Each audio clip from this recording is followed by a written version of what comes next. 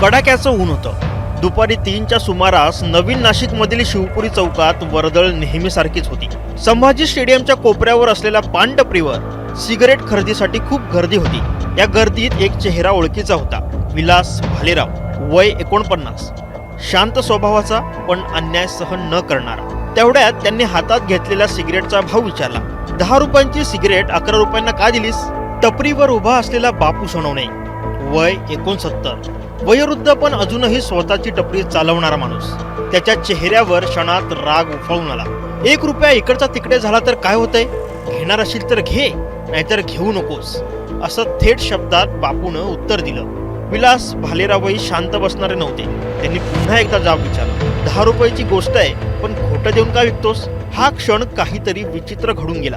वाद विकोपाला गेला आणि क्षणात बापू सोनवणे यांनी टपरीच्या मागे ठेवलेला लाकडी दांडका उचलला आणि भर चौकात सर्वांसमोर विलास भालेराव यांच्या डोक्यावर जबरदस्त फटके मारण्यास सुरुवात केली. साक्षीदारांनाही क्षणभर काही काळाच्या आत सर्व काही संपलं होतं. विलास भालेराव बेशुद्ध होऊन कोसळले. लोकांनी धाव घेतली, परंतु तोपर्यंत उशीर झाला होता. पोलिसांनी घटनास्थळी धाव घेतली. हत्येचं कारण काय? तर फक्त 1 रुपया. हे ऐकून संपूर्ण नाशिक हादरून गेलं. पोलिसांनी बापू सोनवणे यांना अटक केली. विलास भालेराव यांचा मृतदेह शवविच्छेदनासाठी पाठवण्यात आला असून पुढील कारवाई केली जाते. संभाजी स्टेडियमच्या येथे एक अपंग व्यक्तीची रेणुका पान स्टॉल म्हणून पान टपरी आहे. त्या ठिकाणी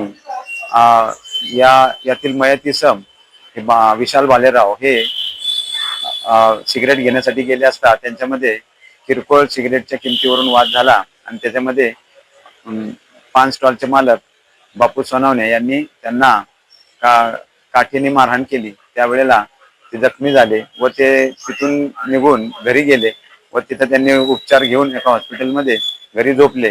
त्यानंतर बराच काळ न उठल्यामुळे त्यांचे पत्नीने त्यांना वक्रतुंड हॉस्पिटल येथे आणले असता डॉक्टरांनी तपासून त्यांना मयत घोषित केले. त्यानंतर पोलिसांनी त्यांना सिव्हिल हॉस्पिटल येथे पोस्टमॉर्टमसाठी त्यांचा मृतदेह घेऊन गेले.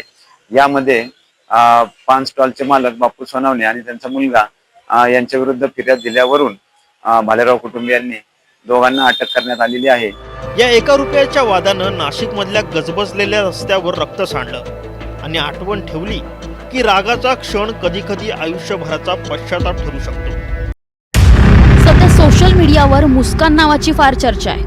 मेरठमधील हत्याकांडातील आरोपी मुस्कान, जिनं तिचा बॉयफ्रेंड साहिलच्या मदतीनं पती सौरभ राजपूतची निर्घृण हत्या केली. या हत्याकांडाने देशभरात खळबळ माजलेली.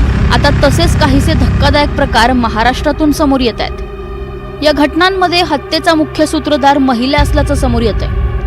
मागच्या काही दिवसांमध्ये महाराष्ट्रात घडलेल्या या रक्तरंजित घटनांमुळे महिलांचा गुन्ह्यांमधील सहभाग अचानक वाढलाय का, याबाबत प्रश्नचिन्ह उपस्थित होत आहेत. कोणत्या आहेत त्या धक्कादायक घटना? चला जाणून घेऊया. पहिली घटना, सुनेने केली सासूची हत्या. जालनामध्ये सुनेने सासूची भिंतीवर डोकं आपटून हत्या केल्याची धक्कादायक घटना घडली. सासूची हत्या करून सुनेने तिचा मृतदेह गोणीत भरला, पण गोणी उचलता येत नाही. मग सून सासूचा मृतदेह तसाच ठेवते आणि अज्ञात व्यक्तीच्या बुलेटवरून फरार होते. प्रतीक्षा शिनगारे असं या सुनेचं नाव. प्रतीक्षाची सासू सवितासोबत छोट्या मोठ्या गोष्टींवरून वाद व्हायचे. त्यामुळे प्रतीक्षाने पहाटेच्या सुमारास सासूचं डोकं भिंतीवर आपटलं. यामध्ये त्यांचा मृत्यू झाला. आता या घटनेत धक्कादायक गोष्ट ही की प्रतीक्षाचा विवाह फक्त 6 महिन्यांपूर्वीच झालेला. तर दुसरीकडे होणारा नवरा पसंत पडला नाही म्हणून पुण्यातील दौंडमध्ये तरुणीने त्याच्याच हत्येची सुपारी दिली. सागर कदम आणि मयुरी दांडगे यांचं लग्न ठरलं होतं. सुपारी फुटल्यानंतर लग्नाची तारीखही निश्चित झाली. त्यानंतर दोघांनी प्री वेडिंग फोटोशूटही केलं. मयुरीने सागरला फोटोशूट नंतर चित्रपट पाहायचा आग्रह केला. मग दोघांनीही चित्रपट पाहिला. चित्रपट पाहून आल्यानंतर सागरने मयुरीला घरी सोडलं, पण पुढे 1 किलोमीटरवर जात नाही तोच 4-5 जणांनी सागरवर हल्ला केला आणि मयुरीसोबत लग्न केलं तर जीवानिशी मारू अशी धमकी दिली. या हल्ल्यामध्ये सागरचा पाय फ्रॅक्चर झाला, तसंच त्याच्या डोक्याला आणि पाठीलाही दुखापत झाली. हल्ल्यानंतर सागरनं पोलिसांकडे तक्रार केली.